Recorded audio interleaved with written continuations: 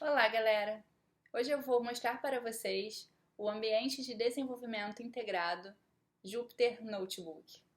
Espero que gostem. Vamos começar abrindo o Jupyter Notebook.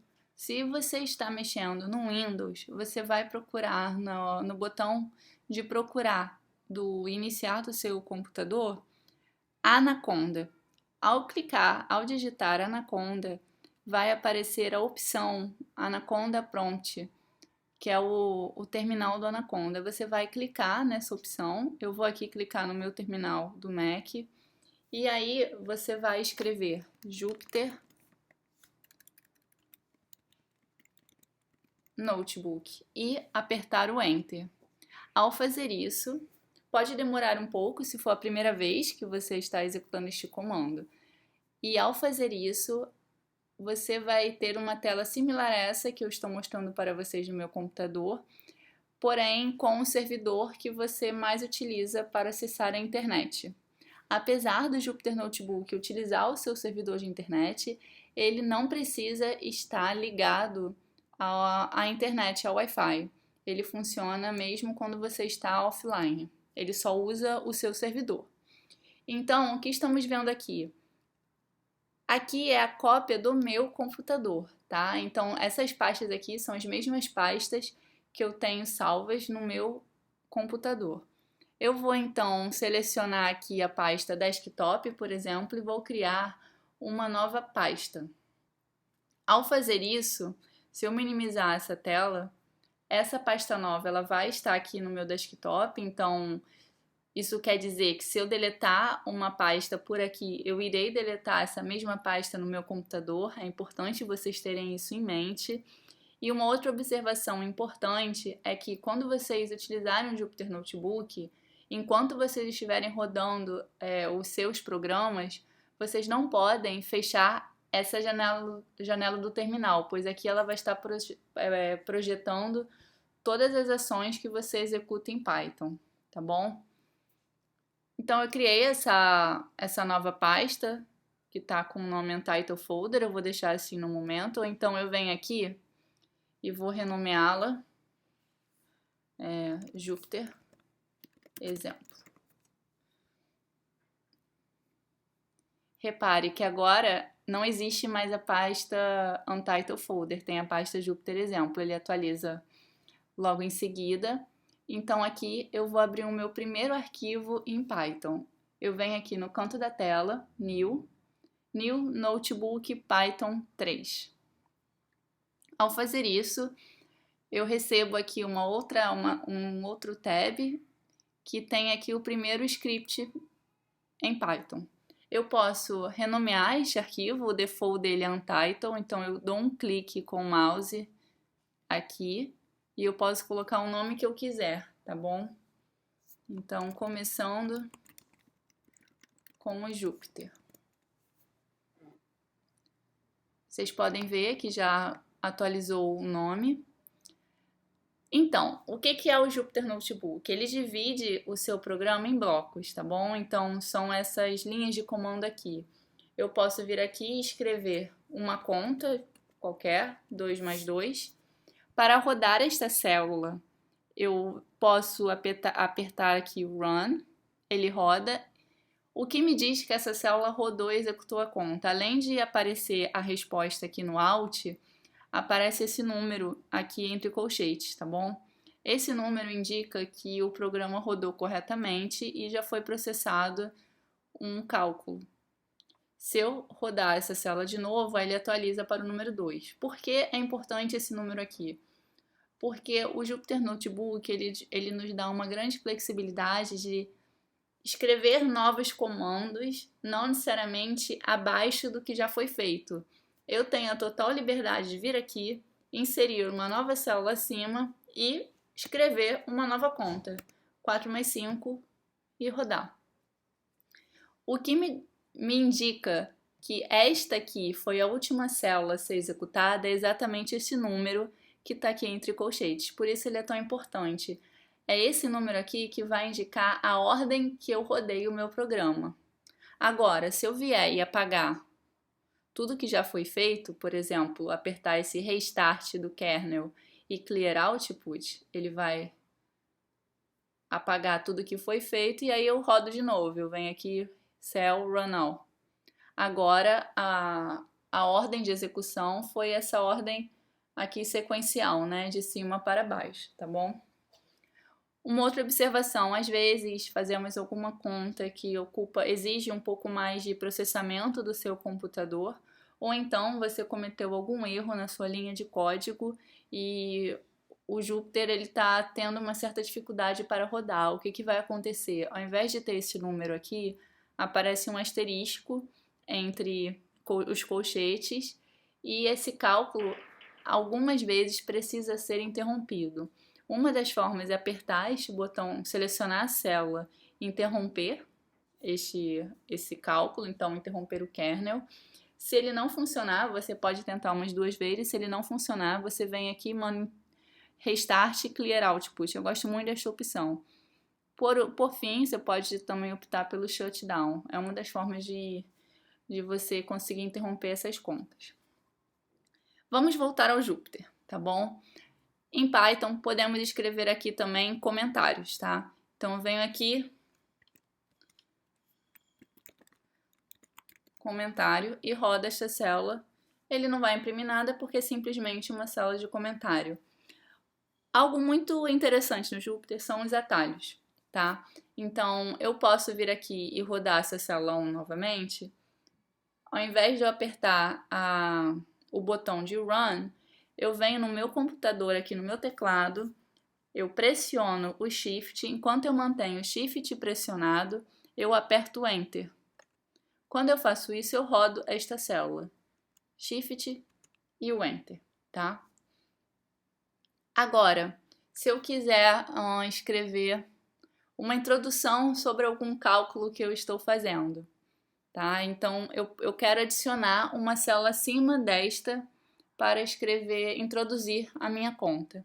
Para adicionar uma célula acima da célula que eu estou selecionando, primeiro eu tenho que deixar a célula no modo de seleção, que é essa célula em azul, por exemplo. Quando eu clico aqui, a célula fica em verde, então ela está no modo de edição. Quando eu clico fora da parte onde eu posso escrever o código, essa célula está no modo de seleção. Quando ela está em azul, eu aperto o A do meu teclado, de Above, e eu consigo adicionar células acima, tá bom? Adicionei demais. E agora, como é que eu faço para deletar estas células que estão sobrando? Também no modo de seleção, eu aperto 2 vezes a tecla D de dado do meu teclado. DD. E aí eu consigo deletar esta célula. Mas Amanda, você falou que ia adicionar essa célula para acrescentar algum comentário, alguma introdução sobre este código. Como é que a gente faz isso? Uma das formas é fazer como comentário, como eu mostrei aqui, colocando a tralha. A outra forma é a gente mudar o tipo desta célula, tá? Então, novamente, no modo de seleção, eu aperto a tecla M de mudar.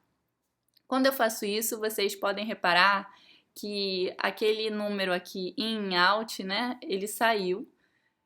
E eu posso escrever nesta célula normalmente, tá? Então, a seguir, vamos executar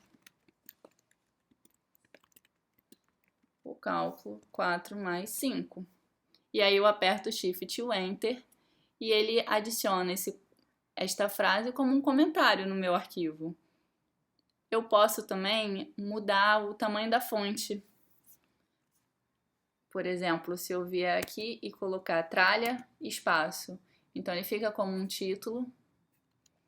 Eu tenho 5 opções, se não me engano, de tamanho de fonte, então comentário 2, comentário 3, comentário 4. Então, dependendo do tipo de sessão, eu posso criar apostilas com o Jupyter Notebook e essas possibilidades elas são bastante úteis para a gente, tá?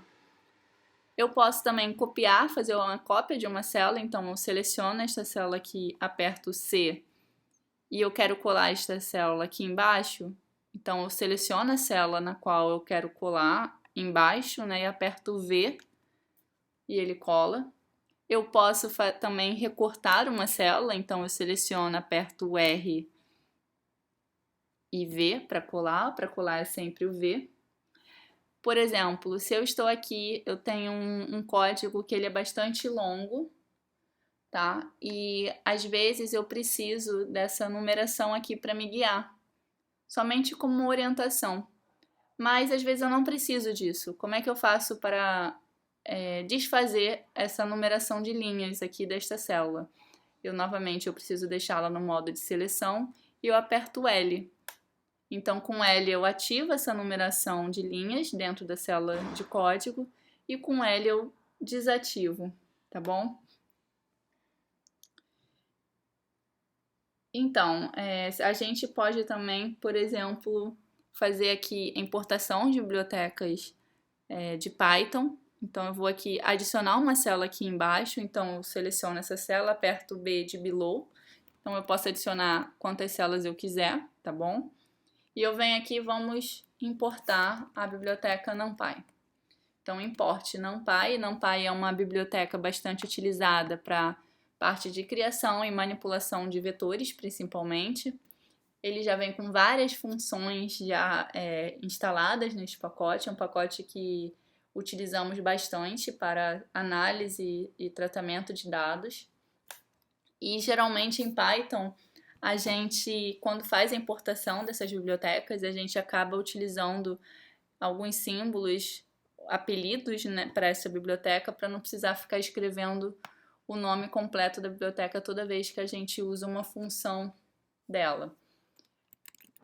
Você pode colocar qualquer nome, qualquer abreviação, tá? Mas geralmente as pessoas seguem um padrão. Então, para o NumPy, geralmente se utiliza a abreviação NP para se referir a esta biblioteca, tá? Então, vem aqui, aperto Shift Enter. Vocês viram que agora deu para ver o asterisco, então estava claro que o Jupyter estava importando esta biblioteca. E toda vez que eu quiser utilizar uma função desta biblioteca, eu preciso primeiro escrever o NP na frente. Eu vou abrir aqui uma abinha no meu computador, só para mostrar para vocês esta biblioteca NumPy de Python. Algo muito bom de Python é o suporte online. Essas bibliotecas bastante utilizadas, elas têm bastante material, uma documentação bem rica que dá exemplos para gente, mostra os desenvolvedores, vale a pena, tá? Então ele mostra aqui a documentação, ele mostra o suporte, tá bom? Então, por exemplo, se eu quiser criar um vetor, então vem aqui NP array e um vetorzinho de 1, 2, 3, 4, 5.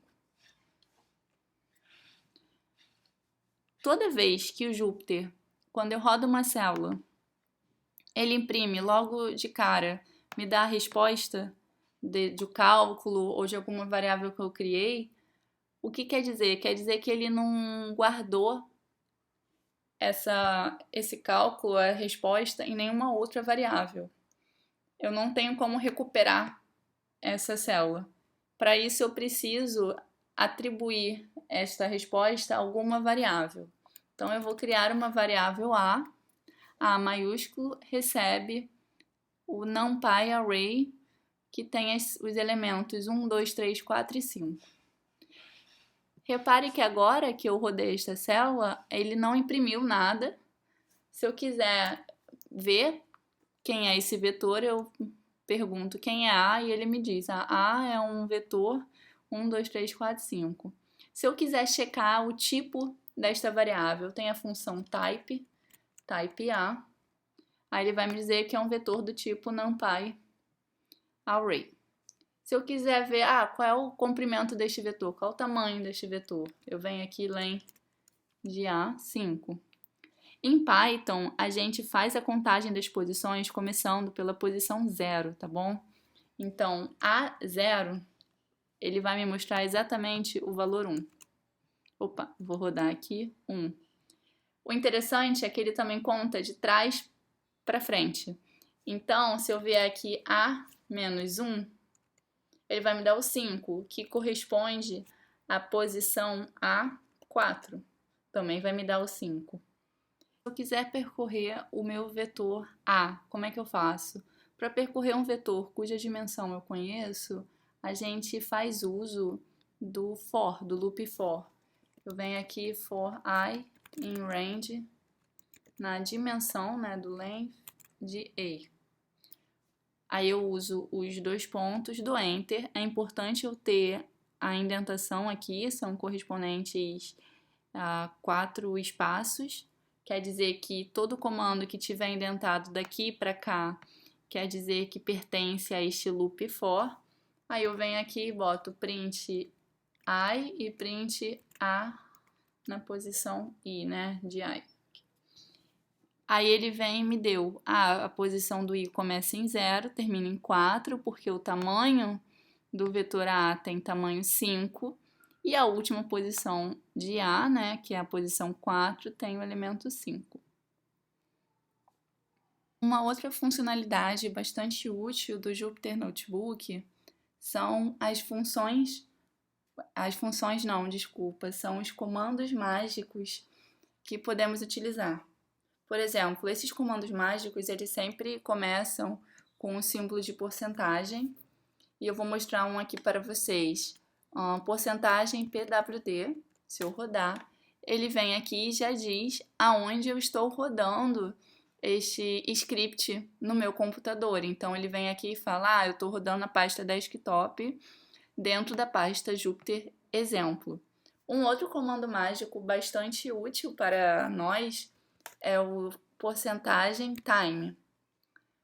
E o que ele faz? Ele mensura o tempo de execução de um certo comando.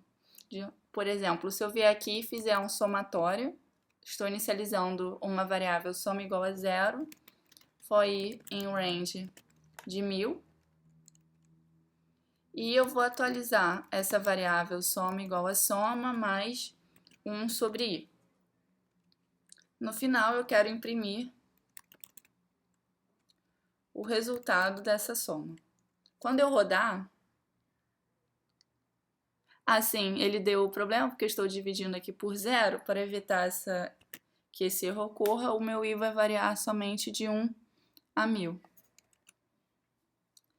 Então, o que ele me retorna aqui, né? Ele me retornou o valor do somatório, e ele vai e me dá também o tempo de CPU, né, que demorou para executar, e o tempo do relógio,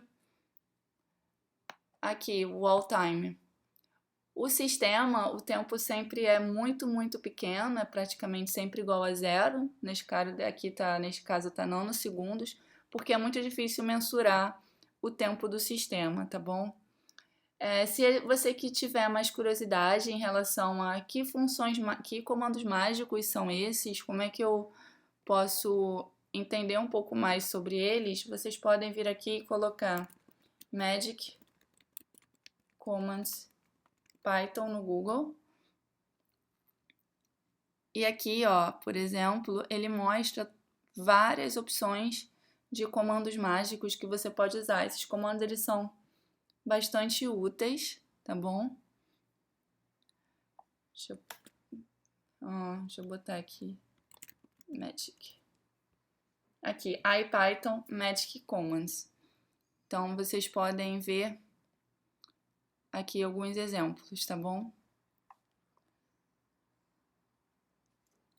Bom, gente, essas são as noções iniciais que eu queria passar para vocês.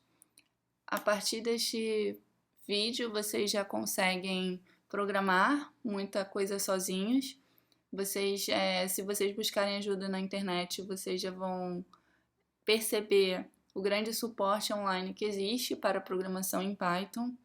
E qualquer dúvida, sugestão ou crítica, podem escrever no comentário, tá bom? Obrigada e até o próximo vídeo.